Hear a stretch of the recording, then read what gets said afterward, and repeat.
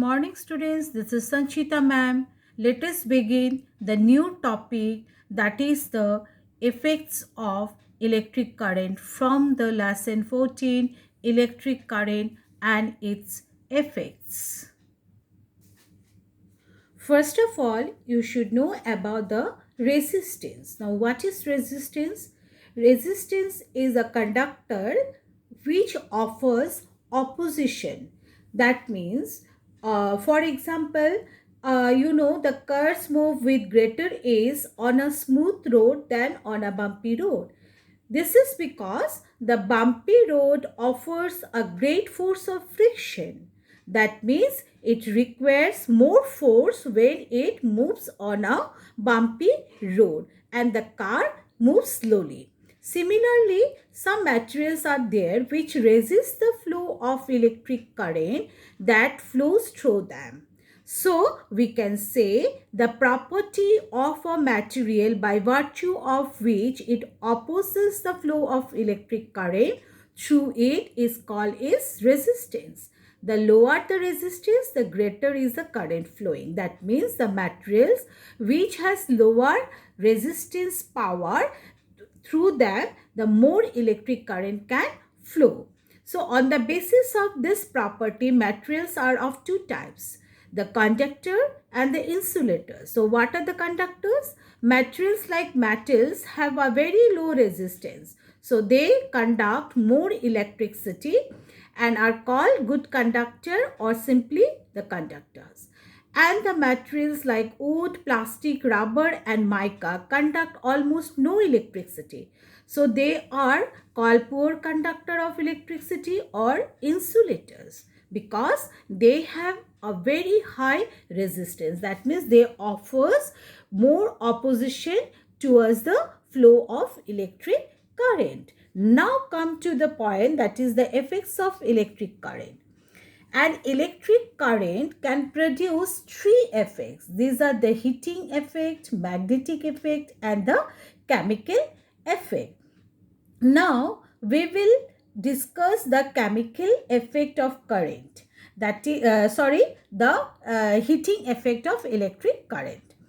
Resistance can be compared with the force of friction. Yes, we know, because when we rub our palms against each other, our palms become warm due to the friction between the surfaces of our palm.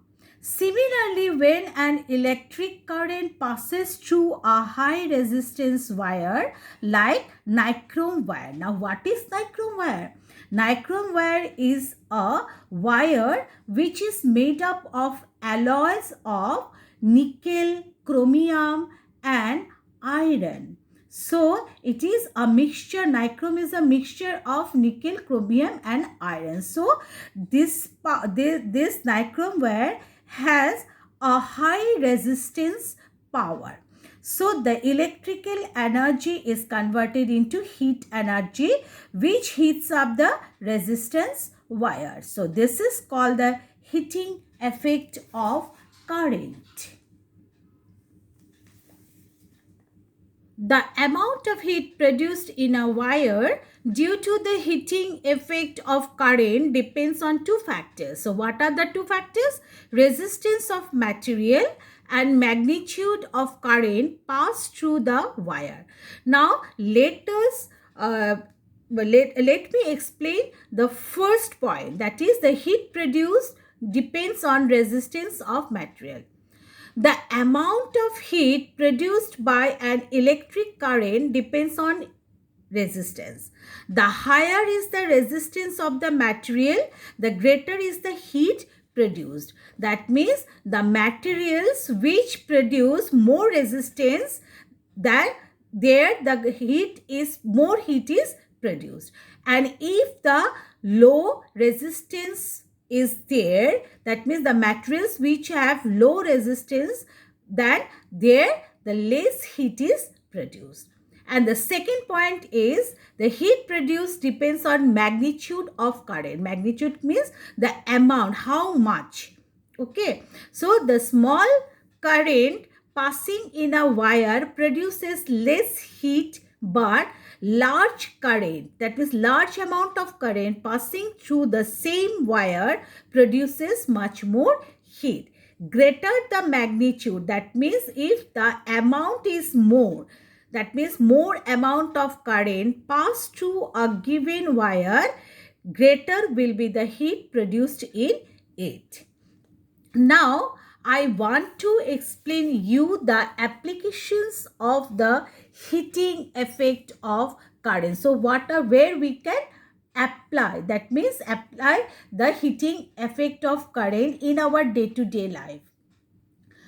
The heating effect of electric current has many applications in our everyday life, and some of the important electrical appliances, that means the devices which we use, are based on the heating effect of current. So number one is electric heating appliances.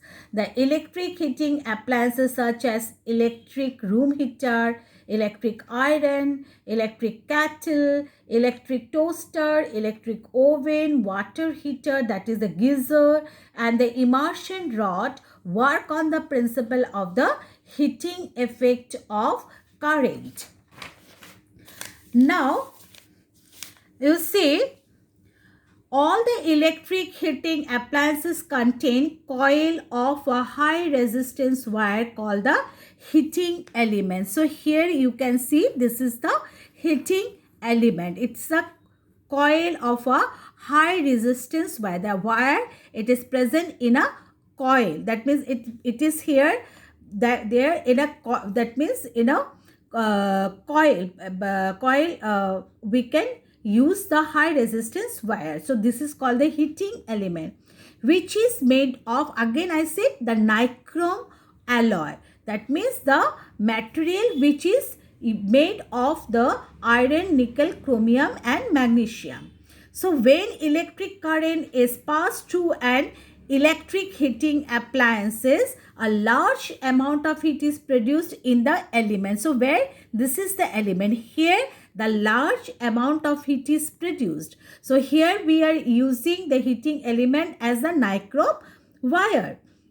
The heat is then put to the desired use. For example, hot electric iron is used for ironing clothes. The hot electric room heater is used for warming the room. The electric heater is used for cooking food too. Number two is the electric bulb. So here is the electric bulb. I think you all have seen here. The electric bulb is used for producing light and works on the principle of the heating effect of electric current. It has a very thin and high resistance filament of tungsten. So this is the tungsten filament. I think you all have seen. These are the two connecting wires, and the two connecting wires are connected by the high resistance element, that is the tungsten metal. This high resistance filament which is made up of tungsten metal. So when the electric current passes through the tungsten filament, it gets heated to a very high temperature, becomes white hot and starts glowing. That means it emits the light. And electric bulb also gives out heat, which leads to the wastage of electricity. So this is the different thing. Now come to the next point.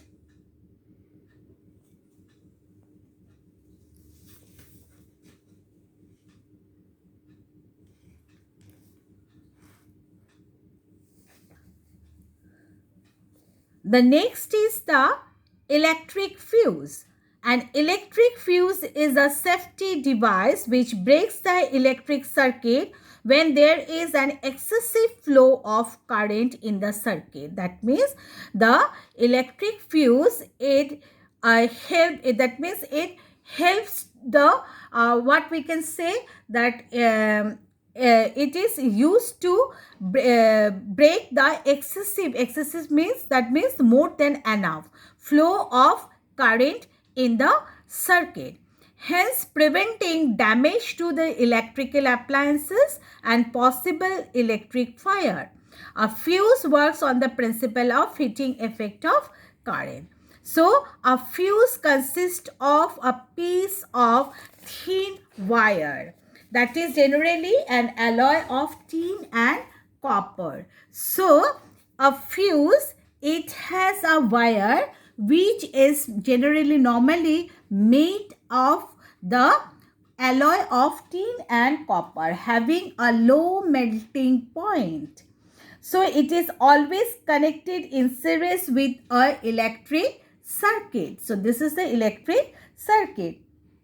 When excessive current flows in a household circuit, then this fuse gets too much heated. So when excessive electricity, that means electric current, can flow through this household circuit, then what happens? This wire, it gets melted completely. It gets too much heated and melts and breaks the circuit. Here you can see when it becomes very hot, it melts and then breaks the circuit immediately, and the current stops flowing in the circuits. That means the circuit becomes incomplete, and thus the damage to various electrical appliances is prevented. So when a fuse gets melted, a new fuse has to be fitted in its place to restore the electrical supply again in the household circuit. So we cannot use this fuse again, we have to replace it. So this is all about the application of heating effect of current.